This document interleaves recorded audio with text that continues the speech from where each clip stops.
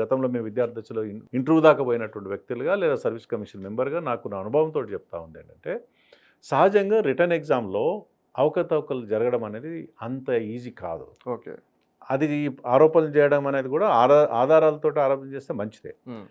ఈ OMR seat ఉంటుంది చూడండి. ఓఎంఆర్ సీట్ అంటే ఆబ్జెక్టివ్ టైప్ మోడల్లో పక్వంతో ఏకి బదులు బికి బదులు సి పెట్టి కాపీ కొట్టడానికి ఓఎంఆర్ సీట్లు ఉంటే ఛాన్సెస్ ఉంటాయి ఓకే. ఆ సెంటర్లో ఉన్నటువంటి పరిస్థితులను బట్టి. బట్ రిటర్న్ ఎగ్జామ్లో డిస్క్రిప్టివ్ మోడ్లో కాపీయింగ్ ఛాన్స్ ఉండదు. నెంబర్ 1 అంటే పక్వం చూసి రాయడానికి వీలు ఉండదు. లేదు ఒకవేళ గ్రూప్ 1 అధికారికి ఆ క్వశ్చన్ పేపర్ ప్యాటర్న్ ఎట్లా ఉంటుందని మొత్తం అన్ని బుక్స్ ఇస్తే కూడా కాపీ కొట్టడానికి ఛాన్స్ ఉండదు. ఇక్కడ 3 గంటల్లో అంతా చూసి 3 అవర్స్లో ఏ బుక్లో ఏ ఆన్సర్ ఏ paragraph question to answer script రాసినట్టు ఉండదు అక్కడ. It's analytical paper.